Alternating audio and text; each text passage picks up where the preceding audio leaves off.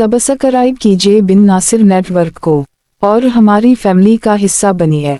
बीवी हो तो ऐसी। एक बादशाह महल की छत पर टहलने चला गया। टहलते टहलते इसकी नजर महल के नजदीक घर की छत पर पड़ी, जिस पर एक बहुत खूबसूरत औरत कपड़े सूखा रही थी। बादशाह ने अपनी एक बानदी को बुला कर पूछा, किसकी बीवी है ये? बानदी ने कहा, बादशाह सलामत, ये आपका गुलाम फिरोज की बीवी है। बादशाह नीचे उतरा। बादशाह पर इस औरत के हुस्न व जमाल का सेहर सा छा गया था। इसने फिरोज को बुलाया।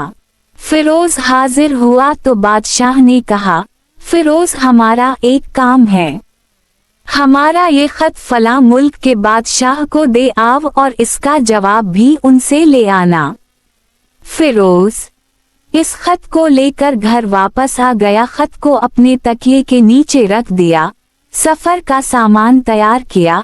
रात घर में गुजारी और सुबह मंजिल मकसूद पर रवाना हो गया। इस बात से लाआलम के बादशाह ने इसके साथ क्या चाल चली है। इधर फिरोज जैसे ही नजरों से ओझल हुआ, बादशाह चुपके से फिरोज के घर पहुंचा और आहिस्ता से फिरोज के घर का दरवाजा खटखटाया। फिरोज की बीवी ने पूछा, कौन है? बादशाह ने कहा, मैं बादशाह हूँ, तुम्हारे शौहर का मालिक। तवास ने दरवाजा खोला। बादशाह अंदर आकर बैठ गया। फिरोज की बीवी ने हैरान होकर कहा, आज बादशाह सलामत यहाँ हमारे गरीब खाने में? बादशाह ने कहा, मैं यहाँ मेहमान बनकर आया हूँ। फिरोज की बीवी ने बादशाह का मतलब समझकर कहा, मैं अल्लाह पाक की पनाह चाहती हूँ आपके इस तरह आने से, जिसमें मुझे कोई खैर नजर नहीं आ रही। बादशाह ने गुस्से में कहा, ए लड़की, क्या कह रही हो तुम? शायद तुमने मुझे पहचाना नहीं, मैं बादशाह हूँ, तुम्हारे शौहर का मालिक। फिरोज की बीवी ने कहा, बादशाह सलामत, मैं जानती हूँ कि आप ही बादशाह हैं, लेकिन बुजुर्ग कह गए हैं, शेर को अगरचे जितनी भी तेज भूख लगी हो, लेकिन वो मर्दार तो नहीं खाना शुरू कर देता। और कहा, बादशाह सलामत, तुम इस कटोरे में पानी पीने आ गए हो जिसमें तुम्हारे कुत्ते ने पानी पिया है। बादशाह इस औरत की बातों से बड़ा शर्मिसार हुआ और असकू छोड़कर वापस चला गया, लेकिन अपनी काफवाओ चीज वहीं पर भूल गया। ये सब तो बादशाह की तरफ से हुआ। फिरोज को रास्ते में याद आया कि जो खत बादशाह ने उसे दिया था वो तो घर पर ही छोड़ आया है। उसने घोड़े को तेजी से वापस मोड़ा और अपने घर की तरफ लपका। फिरोज अपने घर पहुंचा तो तकिए के नीचे से खत निकालते वक्त इसकी नजर पिलिंगा पर पड़ी, इस चीज पर पड़ी जो बादशाह जल्दी में भूल गया था।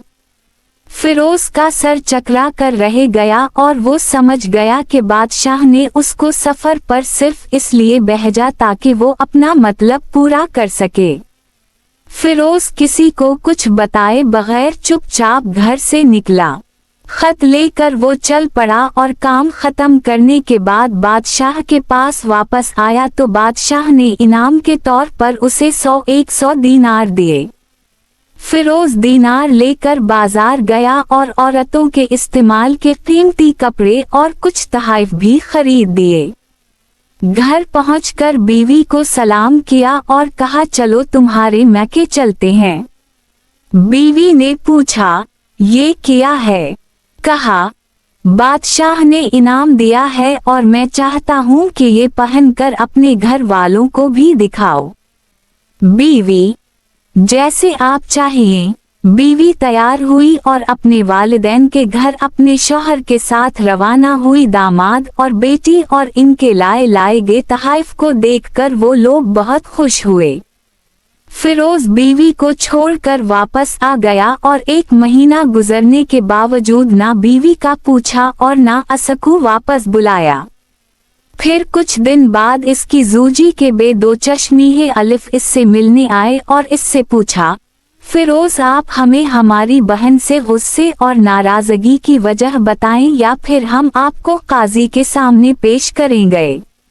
तो उसने कहा, अगर तुम चाहो तो कर लो, लेकिन मेरे जिम्मे इसका ऐसा कोई हक बाकी नहीं जो मैंने अदा ना किया हो। वो लोग अपना केस काजी के पास ले गए तो काजी ने फिरोज को बुलाया। काजी उस वक्त बादशाह के पास बैठा हुआ था। लड़की के भाइयों ने कहा, अल्लाह पाक बादशाह सलामत और काजी अल-क़ज़ा को कायम व दायम रखे। काजी साहब, हमने एक सरसब्ज बाग, दरख्त फलों से भरे हुए और साथ में मीठे पानी का कुआं उस शख्स के हवाले में दिया, तो उस शख्स ने हमारा बाग उजाड़ दिया, सारे फल खा लिए, दरख्त काट लिए और कुएं को खराब करके बंद कर दी। काजी फिरोज की तरफ मुतवज्जह होकर पूछा, हाँ तो लड़के तुम क्या कहते हो इस बारे में? फिरोज ने कहा, काजी साहब, जो बाग मुझे दिया गया था वो इससे बेहतर हालत मैंने इन्हें वापस किया है। काजी ने पूछा, क्या उसने बाग तुम्हारे हवाले वैसी ही हालत वापस किया है जैसे पहले था? इन्होंने कहा, हाँ वैसे ही हालत में वापस किया है, लेकिन हम इससे बाग वापस करने की वजह पूछना चाहते हैं। काजी, हाँ फिरोज, तुम क्या कहना चाहते हो इस बारे? फिरोज ने कहा, काजी साहब, मैं बाग किसी बुग़्ज़ या नफरत की वजह से नहीं छोड़ा, बल्कि इसलिए छोड़ा कि एक दिन मैं बाग में आया तो इसमें मैंने शीर के पंजों के निशान देखे, तो मुझे खौफ हवा कि शीर मुझे खा जाएगा, इसलिए शीर के इकराम की वजह से मैंने बाग में जाना बंद कर दी। बादशाह जो टेक लगाए ये सब कुछ सुन रहा था और उठकर बैठ गया और कहा, फिरोज, अपने बाग की तरफ अमन और मुतमईन होकर जाओ। वालला, इसमें कोई शक नहीं कि शीर तुम्हारे बाग आया था, लेकिन वो वहाँ पर ना तो कोई असर छोड़ सका, ना कोई पता तोड़ सका और ना ही कोई फल खा सका। वो वहाँ पर थोड़ी देर रहा और मायूस होकर लौट गया, और खुदा की कसम मैंने कभी तुम्हारे जैसे बाग के गर्द लगे मजबूत दीवारें नहीं देखें। तो फिरोज अपने घर लौट आया और अपनी बीवी को भी वापस ले लिया। ना तो काजी को पता चला और ना ही किसी और को के माजरा किया था। क्या खूब बेहतर है अपने अहल वयल के राज छुपाना ताकि लोगों को पता ना चले। अपने घरों के भेद किसी पर जाहिर ना होने दें। वो शख्स बड़ा बदनसीब है जो घर की राज की बातें दूसरों से छीन ले करती है।